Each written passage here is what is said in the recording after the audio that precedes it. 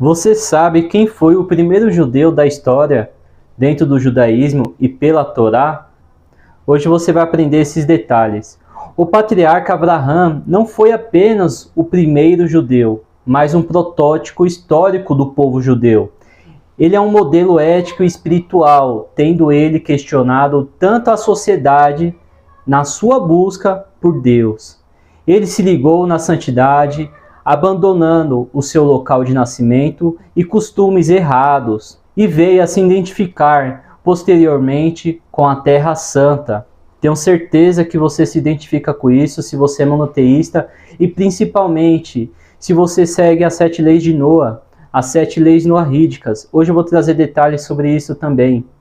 E se você não é inscrito no canal, já se inscreva agora, ative o sininho e receba novas aulas que nem essa também. E você também pode participar da nossa comunidade, onde tem vários grupos que você pode se identificar, você pode tirar suas dúvidas e também você pode agregar muito valor dentro da nossa comunidade. Eu fico te esperando lá.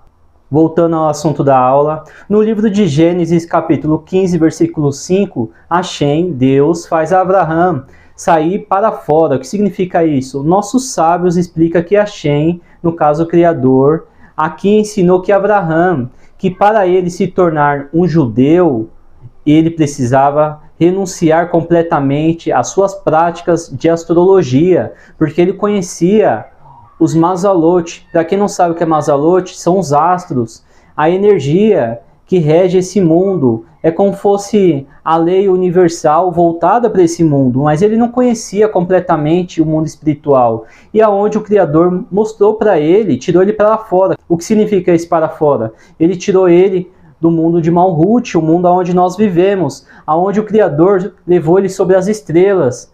Essas estrelas é o campo mais alto que tem entre as sefirotes, aonde ele mostrou que pela Cabala a gente pode aprender também que até mesmo a palavra astrologia é muito negativa. O que significa isso? Não podemos acreditar em tudo que vemos, porque tudo que acontece, acontece com algum propósito e algum objetivo. Quando a gente fala astrologia, por isso que a gente usa o nome Mazalot, se a gente falar astrologia, a gente pode comprar uma revistinha em alguma banca de jornal e saber qual vai ser nossa cor especial de hoje, o que vai acontecer no nosso dia. Então a gente vai acreditar em alguém que escreveu algo, uma pessoa que às vezes não tem nem conhecimento de Torá, não tem recato, não acredita nem mesmo em Hashem, escreveu aquela revistinha e a pessoa vai acreditar naquilo.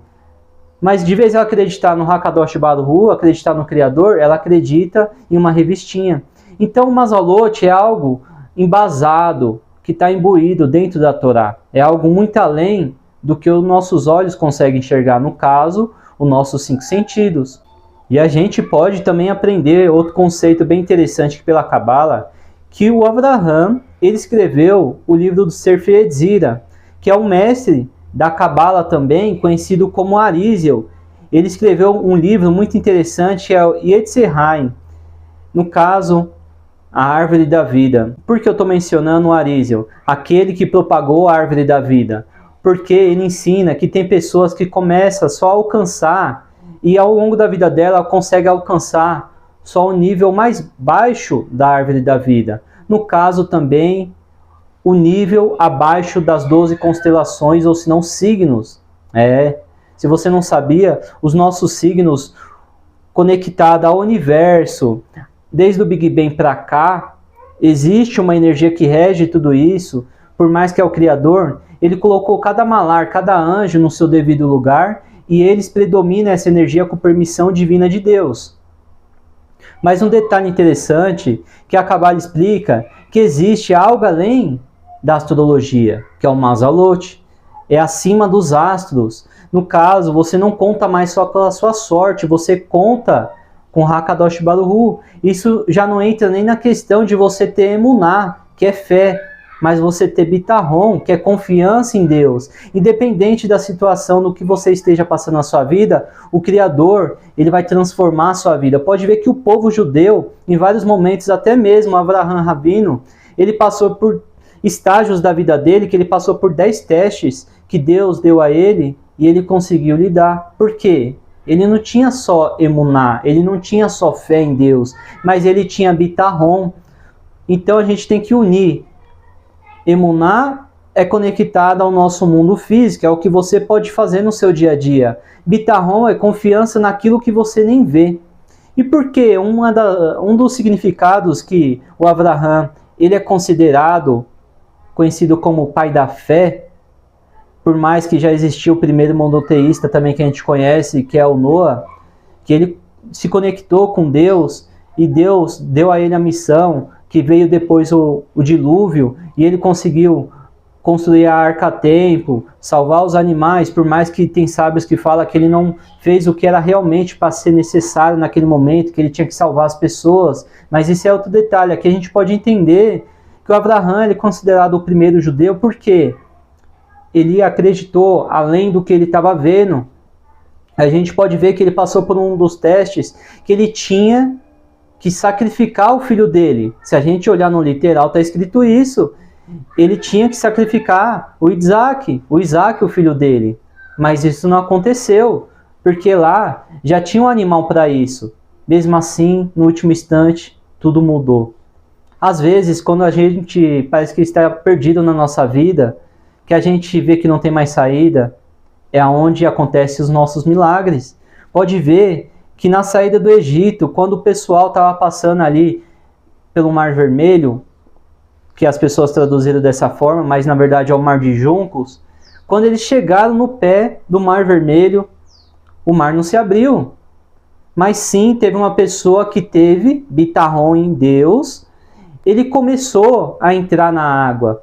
Quando a água chegou até na margem do ombro dele, do pescoço dele, o mar começou a se abrir. E o povo ali, dali em diante, começou a acreditar também. A gente pode ver que o próprio povo judeu, muitas vezes, só acreditaram em Hashem quando estava no último segundo, no último minuto. Então, às vezes, você passa por certas situações na vida que você, infelizmente, fala, e agora, Deus, o que eu faço? Mas mesmo assim, tenha bitarrom, guarda essa palavra contigo. Porque bitarrom transforma a nossa vida. De vez a gente ficar usando a palavra milagre, meu Deus, faça um milagre na minha vida. Hashem, eu acredito em você, eu acredito em bitarrom, que é aquela confiança. Eu sei que tudo acontece por algum motivo, algum propósito, e a gente pode aprender aqui do Abraham. Foi uma das pessoas que passou mais teste na vida. E ele desceu para o Egito, que lá era um dos piores lugares que um monoteísta poderia ir. E ele foi com a família dele, mesmo assim ele saiu vitorioso de lá. Ele saiu também cheio de brahotes, ele saiu cheio de bênçãos, e a gente pode aprender. Por quê? O nível mais alto de todos os níveis da influência da criação são as 12 permutações que está conectado a Shem Ha-Vaiá, o nome de Deus. Isso sim é uma conexão muito mais elevada do que apenas esse mundo, o mundo que nós conhecemos. Mas, entretanto, somente o povo judeu é conectado a esse grau sublime. Por quê? Porque eles estão conectados com a Torá. Uma pessoa que é monoteísta, sair da idolatria, existe ainda, por mais que as pessoas não aceitem, as clipotes, são cascas. Porque a pessoa já nasceu na idolatria. Então ela vai ter que tirar, ela vai ter que se lapidar, se refinar, ao ponto de cada vez mais a alma dela se iluminar. E esse ser conectado a este nível implica no poder intrínseco do povo judeu, que no caso é a recriação, pois o nome Havaiá significa criação contínua também. O que podemos aprender disso? Isso é algo tremendo, porque você precisa ser judeu para estar conectado com Deus. Hasve Shalom, Deus me livre isso. Então toda criatura que está conectada ao quarto nível, que significa isso? O reino mineral, o reino vegetal, o reino animal e o reino falante, que é todos os seres humanos, tem a possibilidade, tem um ponto no coração que pode se conectar diretamente com Deus. Então isso vai depender da transformação da pessoa. Cada alma passa por um processo único de preparação antes de entrar em nosso reino físico. Então, tudo acontece no primeiro mundo, o mundo de Keter, vai descendo, lá Roquimá, Biná, Daat, vai descendo, Hesed, Gevurah. Cada sefira é como se fosse um filtro. Passa pelo Mausalot, o Criador decreta tudo para essa alma, e quando ela chega aqui no mundo de Malhut, que é o reino, o Criador já predestinou o que vai acontecer com a vida da pessoa. Lembrando que alguns livros dos sábios mencionam que só não fala se essa alma vai ser uma alma de um rachá ou de um sadik, vai ser uma pessoa justa ou vai ser uma pessoa perversa. Então, os livros sagrados, a pessoa tem que fazer techuvá ao longo da vida dela, ela tem que fazer aliar, ela tem que fazer a subida para poder ir diretamente para o Criador, para poder fazer esse retorno contínuo, porque a gente desce, meio que aquelas luzes, que é a luz mais superior que tem, conforme vai descendo dos planos espirituais, no caso da árvore da vida, quando desce, que é o último nível que tem, que é o mundo de Malhut, da árvore da vida, que o Arizal explica pra gente, ele fala que nós temos que fazer a techuvá, aquela subida, aquela aliá. Então daqui está algum segredo também que vocês podem aprender. Porque esse processo consiste em promessas e compromissos feitos pela alma com o Criador. Lembra que eu mencionei? Então, antes de uma alma descer, ela faz um pacto com Hakadosh Baruch Hu. Então, todos nós, independente da alma que está aqui, independente do ser humano que está aqui, por mais que infelizmente seja uma pessoa perversa, uma pessoa boa que a gente conhece, conectada aos nossos 5 sentidos também, o nosso lado racional, ela fez um pacto com o Criador. E todo dia, 60 avos da alma, quando a pessoa dorme, sobe, tem um julgamento que acontece lá. E também vai ter o dia do juízo final, o dia do julgamento final. E essa alma vai passar por esse processo.